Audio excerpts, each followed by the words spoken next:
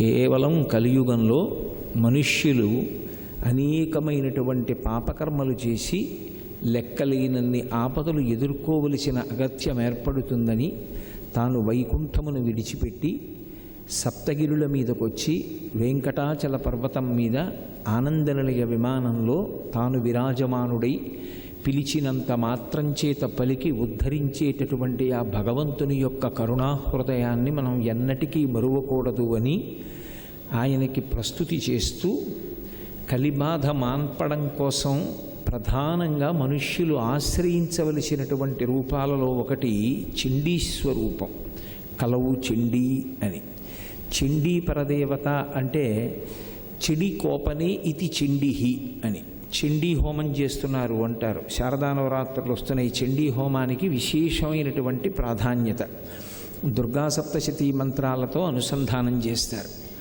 అందులో ఆ చండీ పరదేవత కోపంగా ఉంటుంది అని. కోపంగా ఉంటుంది అన్న మాటని కొంచెం జాగ్రత్తగా అర్థం చేసుకోవాలి. దేని మీద కోపం, ఎందుకు కోపం? కోపం అనేటటువంటిది ప్రబల శత్రువని, కోపం ఉండకూడదని సామాన్యమైనటువంటి మనుష్యకోటికే ప్రబోధం చేస్తున్నటువంటి ఋషులు ఉండగా అమ్మవారికే కోపం ఉంటే ఇంకా దానికన్నా గ్రహణీయమైన విషయం లోకంలో ఉంటుందా? మరి అమ్మవారికి కోపం ఎందుకు అంటే ఆవిడ కోపం మన మీద కాదు, ఆవిడ కోపం ధర్మం మీద కాదు. ఆవిడ కోపం దేని మీద అంటే అధర్మం మీద. ఎక్కడ అధర్మం ఉన్నదో అరే ఇది నాశన హేతువని ఎందుకు తెలుసుకోడు? తక్షణం ఫలితాన్ని ఇచ్చినట్లు కనపడుతుంది, కానీ దీర్ఘకాలమునందు చాలా ప్రమాదకారి. ఆ విషయాన్ని ఎందుకు తెలుసుకోలేకపోతున్నాడు? అందుకే శంకర భగవత్పాదులు సౌందర్యలహరి చేస్తూ ఒక మాట అంటారు, భ్రువౌ భుగ్నీకించిత్ భువన భయభంగ వ్యసనిని అంటారు. అమ్మవారు యథార్థానికి ఇలా కూర్చోవాలి, కానీ ఆవిడ ఇలా కనుబొమలు కొద్దిగా ముడేస్తుందిట. బాగా ముడేసి తీవ్రంగా కళ్ళు విప్పిందనుకోండి ఎవరు దగ్గరికి వెళ్ళరిగా, భయం. కానీ ప్రసన్నంగా చూస్తూ ఉంటుంది, కానీ కనుబొమలు ఇలా కొద్దిగా ముడేస్తుంది. కనుబొమలు ఎప్పుడైనా ముడిపడితే దాని ఉద్దేశ్యం ఏమిటి అంటే ఏదో ఆలోచనా ముద్ర, దేని గురించో ఆలోచిస్తున్నారు అని. ఆవిడికి ఏముంది ఆలోచించడానికి? ఆవిడికేం లేదు. ఆవిడ ఎప్పుడూ నిరంతరం ఆనందస్వరూపిణి. అటువంటి తల్లి దేని గురించి ఆలోచిస్తుంది అంటే శంకరాచార్యులు వారు అన్నారు, అరే ఈ మనుష్యులకు నేను బుద్ధి ఇచ్చాను కదా, బుద్ధి ఇచ్చినప్పుడు వీళ్ళకి ఏదైనా ఇబ్బంది ఏర్పడితే నా వంక తిరిగి అమ్మా అని పిలిస్తే పలకడానికి సిద్ధంగా ఉన్నాను కదా, ఉన్నప్పుడు వీళ్ళెందుకు నా వైపు తిరగరు? నా వైపుకి తిరగకుండా అమ్మా అని పిలవకుండా అధర్మం ఏదో అప్పటికప్పటికి కాస్త మంచి ప్రయోజనం ఇచ్చినట్లు కనపడుతుంది కదా అని దాన్ని ఎందుకు పట్టుకుంటూ ఉంటారు అని భ్రువౌ భుగ్నీకించిత్ భువన భయభంగ వ్యసనిని. నీకు అధర్మం పట్ల అనురక్తి కలుగుతూ ఉంటే నా వైపుకి తిరిగి అమ్మా అను. నీకు ధర్మం మీద అనురక్తి నేను కల్పిస్తానుగా, నేను కాపాడతానుగా, నేను రక్షిస్తానుగా. నన్ను ఎందుకు పిలవవు నేనుండగా? పిలవకపోతే ఏం నువ్వు రక్షించకూడదా అంటే మరి మనుష్య ప్రాణికి బుద్ధినిచ్చిందిగా అమ్మవారు. బుద్ధినిచ్చినప్పుడు అమ్మా అని కనీసం పిలవాలిగా. అలా ఎందుకు పిలవరు వీళ్ళు అని కొద్దిగా కనుబొమలు ఉడివేస్తుంది. అందుకని చండీ పరదేవతని ఆరాధన చేస్తే, అమ్మవారికి నమస్కారం చేస్తే దానివల్ల వచ్చేటటువంటి ప్రయోజనం ఏమిటి అంటే మనలో కలిగేటటువంటి అధార్మికమైనటువంటి ఆలోచనలు పోయేటట్టు చేస్తుంది, ధార్మికమైనటువంటి ఆలోచన కలిగేటట్టు చేస్తుంది. అందుకే మీరు ఎప్పుడైనా గమనించండి, అమ్మవారి చేతిలో ప్రధానమైన ఆయుధాలు ఏముంటాయి అంటే 5 పుష్పబాణాలు ఉంటాయి, చెరుకు విల్లు ఉంటుంది, పాశం ఉంటుంది, ఒక చేతిలో అంకుశం ఉంటుంది, 4 చేతులలో 4 పట్టుకుంటుంది. పక్కనే ఉన్నటువంటి కాంచీపురంలో ఉన్నటువంటి కామాక్షి పరదేవత కూడా ఈ ఆయుధాలే పట్టుకుంటుంది. అందుకే కాంచీదామా కరికలన కుంభస్తననత పరిక్షీణా మధ్యే పరిణత శరచ్చంద్రవదన ధనుర్బాణం పాశం శృణిమపి దధానాకరతలై పురస్తాదస్తాంనః పురమధితురహో పురుషికా అంటారు శంకర్లు. ఎందుకు ఆయుధాలు పట్టుకోవడం అంటే చెరుకు మీరు ఎటు నుంచి కొరకండి తీయగా ఉంటుంది, అటు కొరకండి ఇటు కొరకండి మధ్యలో కొరకండి తీయగానే ఉంటుంది. కోరికలన్నీ కూడా నా వైపు నుంచి వచ్చిన కోరికలు నాకు తీయగా ఉంటాయి. ఒక్కటి గుర్తుపెట్టుకోండి, అసలు కోరికలు లేకుండా ఉండు, 1 రూపాయి సంపాదించద్దు అని అసలు ఏ శాస్త్రం చెప్పదు. అలా అనుకుంటే చాలా పొరపాటు. అది ఒక్క సన్యాసాశ్రమానికి చెల్లుతుందేమో కానీ ప్రత్యేకించి గృహస్థాశ్రమంలో ఉన్నవాడు ఏ కోరిక లేకుండా ఎలా బ్రతుకుతాడు? నేనే ఉన్నాను, ఇంత ఉపన్యాసం చెప్పాను, కాసేపు ఆగి ఇంకొక 2 గంటలు పోతే ఆకలేస్తుంది, పలహారం పెట్టమని నా భార్యను అడగకుండా ఉండగలనా? సంతానాన్ని పొందకుండా ఉండగలనా? నా భార్యాబిడ్డల యోగక్షేమం చూడకుండా ఉండగలనా? వాళ్ళకి కావలసినవి సమకూర్చకుండా ఉండగలనా? కోరిక లేకుండా ఎలా బ్రతుకుతాడు మనిషి? కానీ ఇక్కడే చిన్న విషయాన్ని జ్ఞాపకం పెట్టుకోవాలి. కోరిక పుట్టడం ఎప్పుడూ తప్పు కాదు, కోరిక తీర్చుకోవడం ఎప్పుడూ తప్పు కాదు. అసలు శాస్త్రం దాన్ని తిరస్కరించలేదు. మీరు బాగా పట్టుకోవలసినటువంటి విషయం. ఎందుచేత అంటే అలా కానీ అంటే అంతకన్నా పైశాచికత్వం ఇంకొకటి లేదు. ఈశ్వరుడు నిజంగా ఆ మాట అన్నాడు అనుకోండి, ఆయన కన్నా వికృతమైన మనస్తత్వం ఉన్నవాడు ఇంకొకడు లేడు. ఎందుచేత బ్రహ్మాండంలో ఇన్ని సుఖస్థానములు పెట్టాడా, ఇక్కడ జ్ఞానేంద్రియాలు పెట్టాడా, నువ్వు ఏ సుఖం అనుభవించద్దు, ఏ కోరిక నీకు ఉండకూడదు అంటే ఎలా చెల్లుతుంది? ఆయన కోరికలు ఉండకూడదు అని అనలేదు. ఆయన అన్నది ఏమిటంటే కోరికలు ధర్మబద్ధమై ఉండేటట్టు చూసుకోమన్నాడు. మీకు చమత్కారం ఎక్కడుంటుందంటే, నేను ఒక తాడు తీసుకొచ్చి ఇలా తిప్పాను అనుకోండి, ఏం చేసినట్టు? కట్టేశాను. అదే తాడు తీసుకొచ్చి ఇలా తిప్పాను అనుకోండి, విప్పేసినట్టు. ధార్మికమైన కోరిక బంధించదు, విడుదలకి కారణమవుతుంది, అదే మోక్షానికి కారణమవుతుంది. అందుకని ఆశ్రమ వ్యవస్థ అన్నది రావడానికి కారణం అది. బ్రహ్మచర్యం ఉంటుంది, బ్రహ్మచర్యాశ్రమంలో ఒక్క గురువుగారి దగ్గర కూర్చోవడమే. గురువుగారి దగ్గర కూర్చోవడం, గురువుగారి దగ్గర పాఠం వినడం, గురువుగారి దగ్గర జ్ఞానం నేర్చుకోవడం.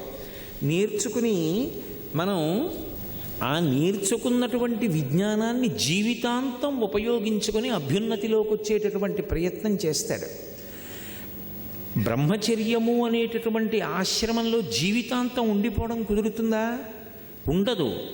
మీరు బాగా పట్టుకోవాలి.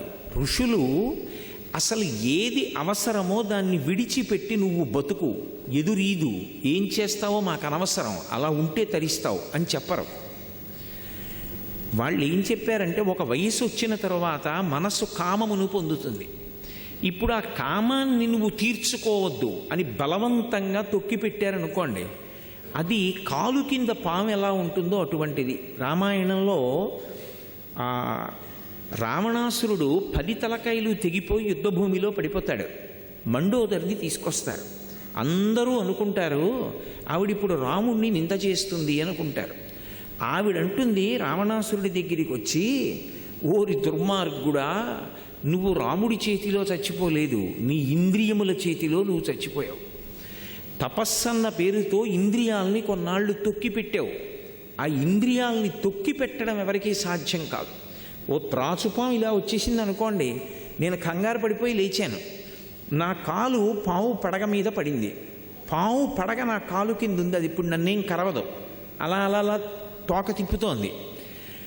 పాము పడగ నా కాలు కింద ఉంది, అది నన్ను కరవలేదని చెప్పి నేను ధైర్యంగా పాముని కాలు కింద పెట్టుకుని నించోగలనా? నేను కాలెప్పుడు తీద్దామని చూస్తాను, అది నన్నెప్పుడు కరుద్దామని చూస్తుంది. నేను కాలు తీయడం ఏమిటది, పారిపోవడం కన్నా నన్ను కరవడానికి ప్రయత్నిస్తుంది. ఇంద్రియములను బలవంతంగా నొక్కి పెడితే కాట్లు వేసేస్తాయి. దేవీ భాగవతంలో వ్యాసుడు శుకబ్రహ్మతో మాట్లాడుతూ ఈ మాట చెప్తాడు. ఇంద్రియాణి బలిష్టాని ననియుక్తాని మానద అపక్వస్య ప్రకుర్వంతి వికారాం స్థాననీకషః. ఇంద్రియములంత బలవత్తరమైనటువంటివి లోకంలో ఇంకా ఏవీ ఉండవు.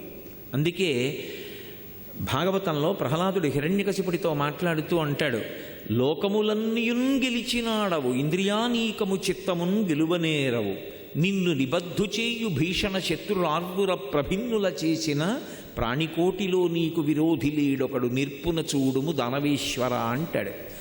ఇంద్రియాల్ని అరిషడ్వర్గాల్ని గెలవగలిగితే సమస్తాన్ని గెలిచినట్టే. అంత తేలిక కాదు ఇంద్రియాల్ని గెలవడం. అందుకే ఋషులు ఏం చేశారంటే ఒక వయసు వచ్చిన తరువాత మనసులో పొటమరించినటువంటి కామాన్ని ధర్మంతో ముడివేసేశారు. ధర్మబద్ధమైన కామము విడుదలకి కారణం, అది బంధించదు. ఇప్పుడు ఏమైంది? కామపత్ని కాదు, అందుకే సనాతన ధర్మంలో ఆమె ధర్మపత్ని.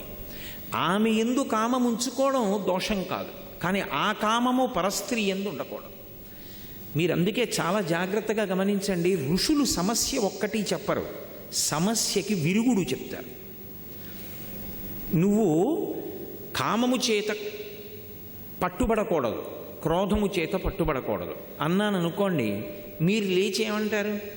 మేము పట్టుబడ్డం ఏమిటండి, అది మమ్మల్ని పట్టుకుంది, మేము దాన్ని పట్టుకోలేదు, అది పట్టుకుంది, అది ఎలా వదులుతుంది మమ్మల్ని అంటే ఋషి మార్గం చెప్పాడు. ఆయన అన్నాడు, మాతృవత్పరదారేషు, నువ్వు ఆడతనాన్ని చూస్తే పాల కింద నిప్పు పొంగుతాయి, నువ్వు అమ్మతనాన్ని చూస్తే పాల మీద నీళ్లు కిందకు వెళ్ళిపోతాయి. కాబట్టి నీ భార్య యందు తప్ప ఏ ఇతర స్త్రీ వంక చూసినా నువ్వు ప్రతిరోజు ఏ కామాక్షి పరదేవతకు నమస్కారం చేస్తున్నావో ఆమెయే నీ కన్నుల ముందకి కరచరణాదులతో వచ్చి నిలబడింది. ఆ తల్లి వీడిని అనుగ్రహిద్దామని రోజు చదువుతాడు కదూ, సహస్రశీర్షవదన అని చదువుతున్నాడు నామాల్లో. అనేక ముఖాలతో ఉంటుంది కామాక్షి అని. వీడు పాపం ఇన్ని రోజుల నుంచి చదువుతున్నాడు కదా, వీడికి ఒకసారి నేను బోలెడన్ని ముఖాలతో కనిపిద్దామనుకుంది. అనుకుని నన్ను ఓ ఎత్తైన ప్రదేశంలో కూర్చోపెట్టి నా ఎదురుగుండా ఇన్ని ముఖాలతో కూర్చుంది కామాక్షి. ఇప్పుడు ఆ కోణంతో చూడడం మనశ్శాంతికి కారణం. కాబట్టి మాతృవత్పరదారేషు, అన్యకాంతల్ని చూసినప్పుడు అమ్మ అన్న భావన చెయ్యి, అంతే, పాలు కిందకి వెళ్ళిపోతాయి. అంతకన్నా సభాముఖంగా ఇక నేను చెప్పక్కర్లేదు. పరద్రవ్యాణిలోష్ఠవత్, నేను అలా నడిచి వెళ్ళిపోతూ ఉంటాను, ఎన్నో రాళ్ళు కనపడతాయి, కనపడ్డ బెడ్డ ముక్కలన్నీ ఏరుకుని జేబులో వేసుకుంటానా? బెడ్డ ముక్క నాకెందుకు? వేసుకోను. నాది కానిది ఈశ్వరుడు నాకు ఇవ్వనిది, అది నా కష్టార్జితం కాదు, నాకు అక్కడ కనపడింది లోష్ఠవత్, అది బెడ్డ ముక్క, నాకు అక్కర్లా, దాన్ని నేను మా ఇంటికి పట్టుకెళ్ళను. కాబట్టి నీది కానిది, ఈశ్వరుడు నీకు ధర్మబద్ధంగా ఇవ్వనిది నీకు కనపడితే అది బెడ్డ ముక్క, వదిలిపెట్టి వెళ్ళిపో. అందుకే ఇందాక బాపిరాజు గారు మాట్లాడుతూ అన్నారే, వైరాగ్యం అనేటటువంటిది లోపల బాగా అంకురించాలి తప్ప పైకి నటిస్తే తెలిసేది కాదది. రామకృష్ణ పరమహంస ఒక మాట చెప్తుండేవారు, దంపతులిద్దరూ ఇక మనం వైరాగ్యం పొందేశాం, తీర్థయాత్రలు చేసుకుంటూ వెళ్ళిపోదాం, ఇల్లు అవి పిల్లలకి ఇచ్చేసని బయలుదేరారు.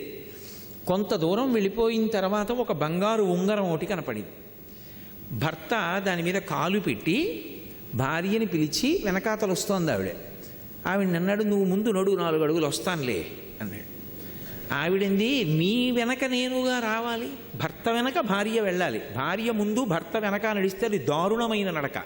ఎవరైనా చనిపోతే ఏ ధర్మోదకాలో ఇవ్వడానికి ఎడుతుంటే ముందు భార్య నడవాలి, వెనక భర్త నడవాలి, అది దారుణమైన నడక అంటారు. ముందు భర్త నడిచి వెనక భార్య నడిస్తే మంగళప్రదమైన నడక అంటారు. అంటే అన్ని వేళలా అలా నడవక్కర్లేదు, ఎప్పుడూ అసలు భర్త కన్నా ముందు భార్య ఉండకూడదండి కాదు, ఇంట్లో బయలుదేరినప్పుడు ఆయన వెనక ఆవిడ బయలుదేరాలి. ఇప్పుడు మా తక్కువ అండి అని ఉండదు అందులో. నేను అసలు మీకు ఒక మాట చెప్తే మీరు నాతో అంగీకరిస్తారు. మనిషి గొప్పతనం ఎక్కడుంటుంది అంటే వశపడడంలో ఉంటుంది. ఓ కుక్క వశపడింది కాబట్టి అన్నం పెడుతున్నాం, ఇల్లు కాస్తోంది. గుర్రం వశపడింది కాబట్టి ఎక్కుతున్నాం, లక్ష్యానికి తీసుకెడుతోంది. గాడిద వశపడింది కాబట్టి బరువు వేస్తున్నాం, నడుస్తోంది. ఏనుగు వశపడింది కాబట్టి వెంకటేశ్వరుడి ఉత్సవమూర్తిని పెడుతున్నాం, మాడవీధుల్లో తిరుగుతోంది. సింహం వశపడింది కాబట్టి సర్కస్లోకి తీసుకొస్తున్నాం. జంతువులు వశపడితేనే ఉపయుక్తం అవుతుంటే మనిషి ఎవరికీ వశపడనంటే? వశపడాలి. ఎంత గొప్పవాడైనా గురువుకు వశపడాలి, భార్య భర్తకు వశపడాలి, కొడుకు తండ్రికి వశపడాలి. అలా వశవర్తి అయితేనే రాణిస్తాడు. నేను ఎవరికీ వశపడినండి అంటే వాడు రాణించలేడు జీవితంలో. అందుకని అదేదో ఒకరిని తక్కువ చేయడం ఒకరిని ఎక్కువ చేయడం కాదు, మళ్ళీ వెనక్కి రండి. అందుకని ముందు భర్త వెనక భార్య, అది గౌరవం. లేకపోతే అలసటగా ఉందా, నేను నిలబడతాను, ఆయన అనుకున్నాడు, బాబోయ్ ఇది నడవమంటే నడవట్లే, ఏమీ లేదులే, ఒక్క 4 అడుగులే వస్తాను అన్నాడు. ఆవిడంది, ఇంకా ఇంత వైరాగ్యం వచ్చిందని ఇద్దరం ఇంటి నుంచి బయలుదేరినా మీకు బంగారం ఉంగరానికి బెడ్డ ముక్కకి తేడా తెలుస్తోందన్నమాట అంది. అంటే అసలు వైరాగ్యం ఎవరికి వచ్చింది? ఆయన అనుకున్నాడు ఈ ఉంగరం చూస్తే తీసుకుంటుందేమో, మళ్ళీ లేనిపోని ఆలోచనలు వస్తాయని కాలు కింద పెట్టాడు. ఇంకా నీకు బంగారం ఉంగరానికి బెడ్డ ముక్కకి తేడా తెలియడం పోలేదా అని ఆవిడ అడిగింది. అందుకని భావన సంపత్తి లోపల ఏర్పడాలి, ఆ భావన అంతా కూడా. కాబట్టి పరద్రవ్యాణి లోష్టవత్, నీకు అక్కర్లేనిది, అది నీది కానిది బెడ్డ ముక్కగా భావన చేయి. అలాగే ఆత్మవత్ సర్వభూతేషు, నేను ఆయన్ని కొట్టడం కాదు, ఆయన నన్ను కొడితే నాకెంత బాధ కలుగుతుంది, కాబట్టి నేను కొట్టను. నాకన్నా చాలా బలవంతుడు ఓ కర్ర పెట్టి నా మోకాల మీద కొడితే నాకెంత నిప్పెడుతుంది. ఓ కుక్క పిల్ల అంతే కదూ, అది కుక్క పిల్లని నేను మనుష్యుణ్ణని బలవంతుణ్ణని కర్ర పెట్టి నేను ఎందుకు కొట్టాలి? కాబట్టి ఆత్మవత్ సర్వభూతేషు యప్పశ్యతి సపశ్యతి, ఒక పని చేసే ముందు ఒకటే పరీక్ష పెట్టుకో, ఇది నాకు జరిగితే అదొక్కటే ఆలోచించు. ఇలా నాకు చేస్తే, నన్ను కొడితే, నన్ను తిడితే బాధ కలుగుతుంది, కాబట్టి అవతల వాళ్ళకి చేయకు. ఆత్మవత్ సర్వభూతేషు, నిన్ను ఇతర ప్రాణిలో చూసుకో, అది నీకు నచ్చితే చేసేయి. ఇలా అంటే బాగుపడడానికి ఉపయోగపడుతుంది అను, పర్వాలేదు. ఇలా అంటే అవతల వాళ్ళకి చాలా బాధ కలుగుతుంది అనొద్దు. ఇది ఋషి సమస్య చెప్పడు, సమస్యతో పాటు పరిష్కారం చెప్తాడు. అందుకే కామము పొటమరించినప్పుడు ధర్మపత్నిని పక్కకి చేరుస్తారు వివాహము అని. ఇప్పుడు విశేషమైన భగవంతుణ్ణి పొందడానికి గృహస్థాశ్రమం పనికొచ్చింది. ఇద్దరూ చెయ్యి పట్టుకుని నడుస్తారు. ఇది కట్టు మీద కట్టు, ఓ కట్టు విప్పరు. ఏదో పచ్చగడ్డి తీసుకొచ్చి రైతు ఆనపకాయ కోయడానికి ఎడుతూ ఇంక ఇంటికి వెళ్ళిపోతున్నాడు. ప్రదోషం వేళ అయిపోతే పాదు ముట్టుకోకూడదు. ఒరే నేను ఆనపకాయ కోసుకొస్తాను అని కొడుకుని పిలిచి పచ్చగడ్డి మూట కట్టు, ఇంటి దగ్గర ఆవుకి వెయ్యాలన్నాడు. కొడుకు తాటాకు తీసుకొచ్చి తడప కట్టారంటారు. తడపలా చేసి పచ్చగడ్డి కింద నుంచి పెట్టి మోకాలు పెట్టి నొక్కి గడ్డిని గట్టిగా కట్టుకట్టాడు. తండ్రి ఆనపకాయ కోసుకుని కాళ్ళు చేతులు కడుక్కుని వచ్చాడు. ఏరా పచ్చగడ్డి మూట కట్టావా? మోపు కట్టానండి అన్నాడు. చూశాడు, నిజంగా వాడి బలానికి కట్టిన కట్టు నిలబడదు. అలా అంటే వాడు బాధపడతాడు. తండ్రి ఏం చేశాడంటే ఇంకో తాటాకు తీసి తలప తెచ్చి మళ్ళీ పచ్చగడ్డి కింద నుంచి పెట్టి తన మోకాలతో గట్టిగా నొక్కి గట్టిగా బిగించి కట్టాడు. ఇప్పుడు కొడుకు వేసిన కట్టు వదిలైపోయి తనంత తాను జారిపోతుందా లేదా? కట్టిప్పాలా? ఇప్పక్కర్లేదు. అందుకే బ్రహ్మచారి కావడానికి ఉపనయనం ఉంటుంది, బ్రహ్మచర్యం పోవడానికి మంత్రాలు ఉండవు, జారిపోతుందంతే. గృహస్థాశ్రమం అన్న కట్టుబడితే బ్రహ్మచర్యం అన్న కట్టు జారిపోయిందంతే. ఆ కట్టోటి మళ్ళీ విడిపించడానికి మంత్రాలు ఉండవు, మళ్ళీ దానికి ఎక్కడ క్రతువులు ఉండవు. ఇప్పుడు గృహస్థాశ్రమానికి వెళ్ళాడు. గృహస్థాశ్రమంలో ఏ కోరిక లేకుండా ఎలా బతుకుతావు? అందులోకి వెళ్ళావంటే నువ్వు తినాలి, భార్యకి పెట్టాలి, బిడ్డలకి పెట్టాలి. ఎప్పుడైనా ఒక కోరిక పుడితే అది తీర్చుకోవచ్చా తీర్చుకోకూడదా, దీనికి ఒకటే అగ్ని పరీక్ష. ఇది ధర్మం అన్న చట్రంలోకి ఇముడుతుందా, అదొక్కటే చూడాలి. ఇముడుతుంది, తీర్చేసుకో, ఏమీ దోషం లేదు. అది నిన్ను భగవంతుడికి దగ్గర చేసేస్తుంది. అది ధర్మచట్రంలోకి ఇమడదు, తీర్చుకోవద్దు. అది పాపము కింద పరిణమిస్తుంది. అది పాపమే ఈశ్వరుణ్ణి చేరకుండా ప్రతిబంధకం. అదే సమస్త దుఃఖములకు కారణమవుతుంది. అందుకనప్పుడు చెయ్యకు, ఆ పని విడిచిపెట్టేసే. కాబట్టి ధర్మము అనబడేటటువంటి చట్రంలోకి ఇమిడినటువంటి కోరిక తీర్చుకోవాలి. కానీ మనసుకు ఒక బలహీనత ఉంటుంది. అది ఒక కోరిక చెప్పేటప్పుడు ధర్మచట్రంలోకి ఇముడుతుందా ఇమడదా అది చూడదు. అది దానికి కోరిక ఒకటే చెప్తుంది, అదే పనిగా చెప్పేస్తూ ఉంటుంది. కొన్నాళ్ళు నువ్వు మనసుతో మాట్లాడడం అలవాటు చేసుకోవాలి. మనసు వంక తిరిగి ఓ చాలా సంతోషం చెప్పావు, కానీ ధర్మచట్రంలోకి ఇమడదు, తీర్చడం కుదరదు, పో. మీరు అలా ఒక్కమారు చెప్పారని ఇంకా ధర్మచట్రంలోకి ఇవ్వడని కోరికలు మనం చెప్పినా జీవుడు వినడు, మనం చెప్పద్దు అన్నదేం ఊరుకోదు, చెప్తూనే ఉంటుంది. రామకృష్ణ పరమహంస ఒక ఉపమానం చెప్పేవారు. ఒక ఆయన కుక్కని పెంచాడు. ఆ కుక్కని రోజు ఒళ్ళో కూర్చోబెట్టుకోవడం అలవాటు చేసుకున్నాడు. అది ఆయన మూతి నాకుతుంది, గడ్డం నాకుతుంది, బొగ్గలు నాకుతుంది. ఆయన దాన్ని ఎంతో ప్రేమగా కౌగిలించుకుంటాడు. ఒక ఆయన ఇంటికి ఎవరో పెద్ద మనిషి వచ్చాడు.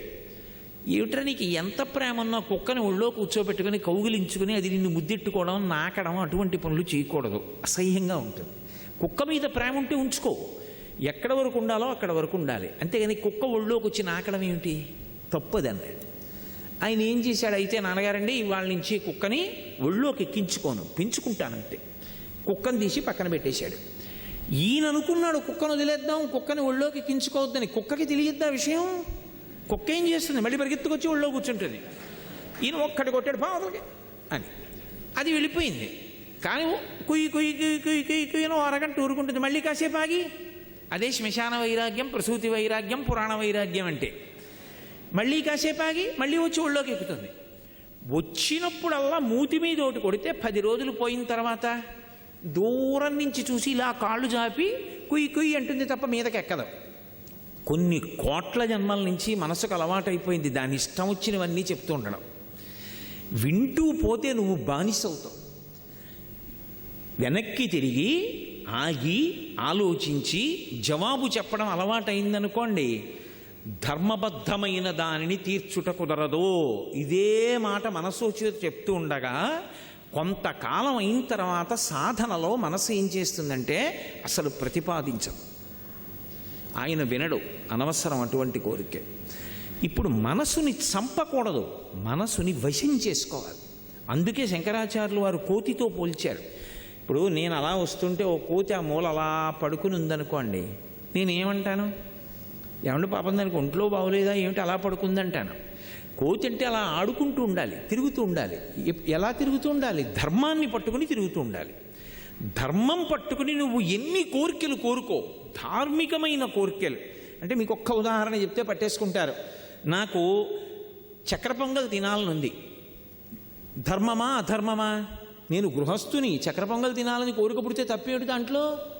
కానీ నా కొరకోని వండుకుని తినేయకూడదు.